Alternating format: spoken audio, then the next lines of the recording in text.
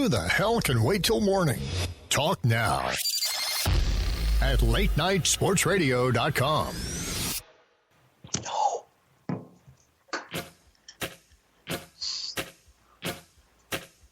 Fine.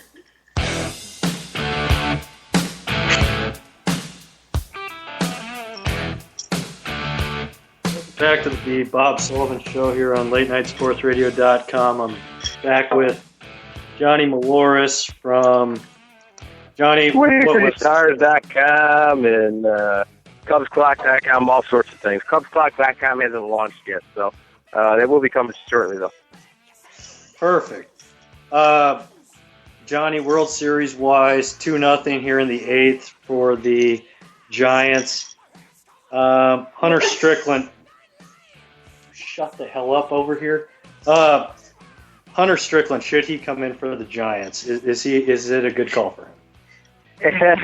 I know you were going to lead off with that, but I probably don't think that unless they really need him at some point, you're probably not going to see him. What he did was kind of way out of line, especially for a rookie.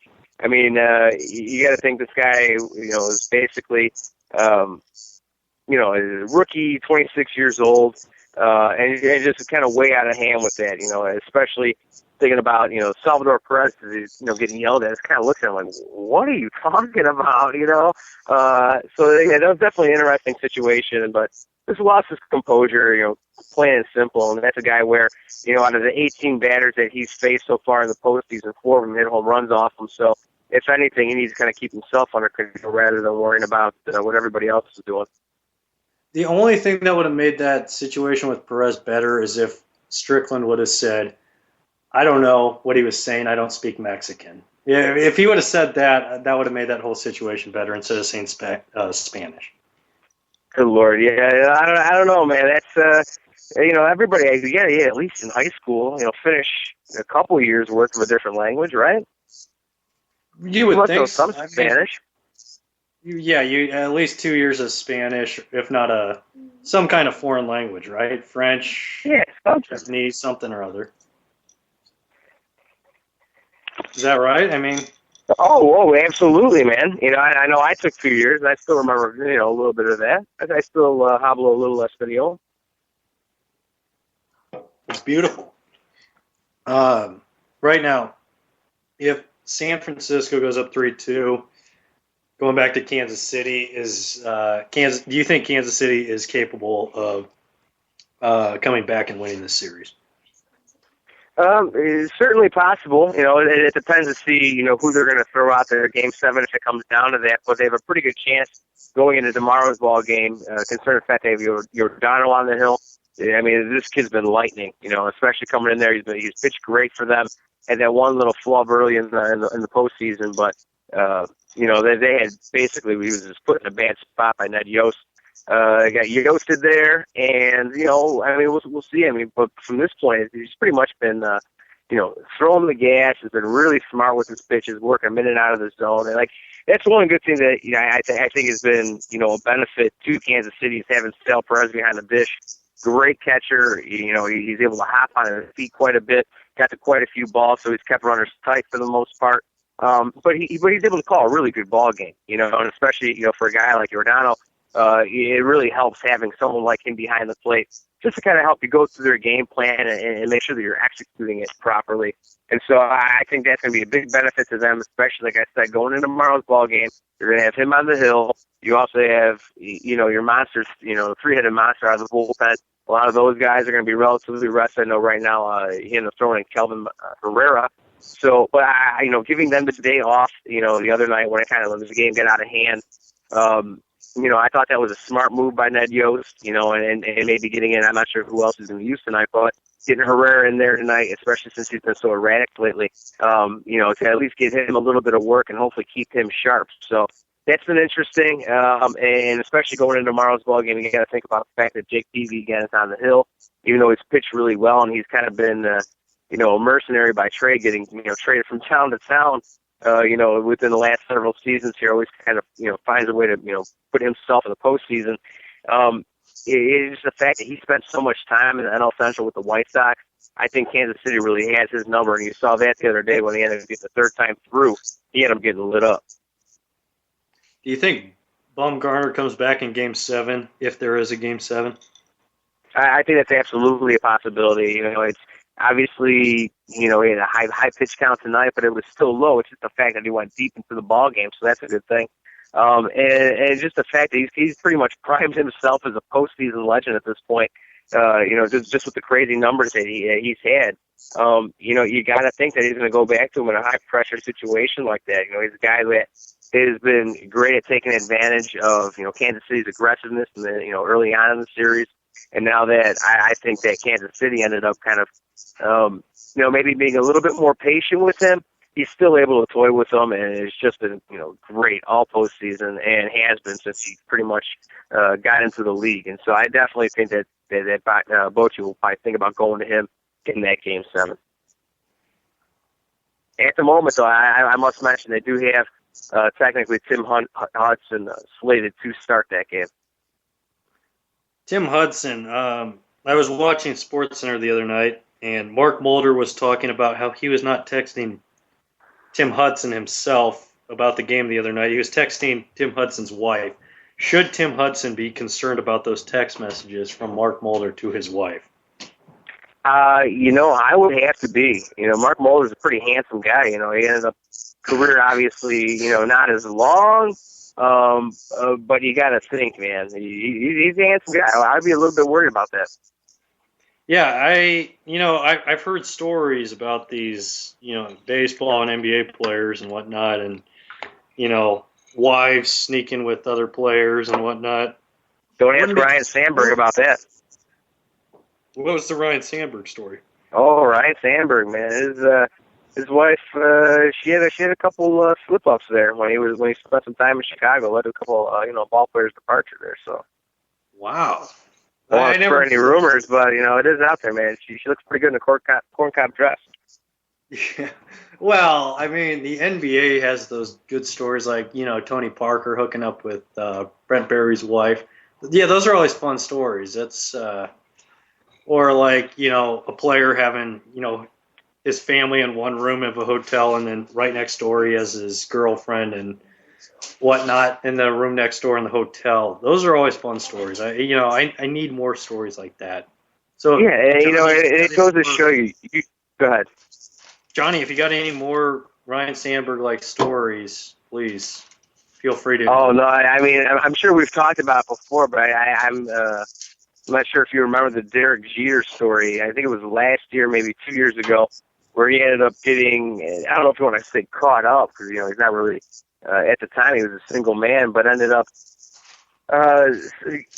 he's a really great guy. Let me put it this way. He's such a great guy that, the next morning when he sends these girls home, he has a limo and a ride home set up for them, so they have a driver. But not only that, but he gives them a gift basket with, not only New York, Derek Jeter memorabilia, but Yankees memorabilia, a couple of autographs. So, if these girls are smart, they can sell this stuff. But what he had done is apparently slept with, the same girl, twice over the course of, 10 years or so, and apparently sent her the same, or gave her the same gift basket. And she had told her friend, and she told the Esquire or something like that, and word kind of got out. But if anything, man, it's just going to show what a great guy he is, right? It's got to help him out.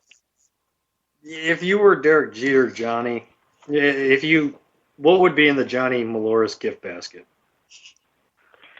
Oh, jeez. I mean, there's got to be some beef jerky in there for sure, since I'm a big jerky fan. Maybe a bottle of whiskey, some bourbon in there, an autographed baseball, a couple pictures. You got to include, at least one picture of the Pop, Yeah, it's with, the gift basket, there would definitely be a picture of myself. There would definitely be, maybe some alcohol, just in case they needed some liquid encouragement the next time. And a couple. You're just assuming that they're going to want to come back next time. And a couple of items that I can't mention on air that would. Oh, well, that's never stopped you before, but I would think if anything, are you sure you're going to get a second time through? No, it would probably guarantee not a second time through. And that's kind of what I was thinking. Looking at back to the World Series before we got derailed by God knows what. This World Series, you think it's good for baseball having Kansas City in the World Series versus having a Angels or a Dodgers in the World Series? Just getting some fresh blood, and what's your take on the whole small market, having small markets in the World Series? Yeah, no, I think it's a great thing for baseball. It might not pull through the huge ratings. I can't imagine that they would have pulled some big ones tonight, considering the fact that they're going up against Sunday Night Football. However, who knows? I mean, the series been so great to this point. Where it's kind of in the whole back and forth thing, and it's really a lot of this has been about pitching. There hasn't really been a ton of offense, with the exception of maybe game one with the 7 runs that San Fran put up, and then the 11 that they put up the other night, on Saturday. But generally speaking, I think it just works out better for baseball, showing that there is parity out there, and you are able to get some of these wild card teams in, also some of the smaller market teams. Even though San Fran's a big smaller market, and I thought kind of one of the interesting things about that, they've sold out every home game since October 1st of 2010.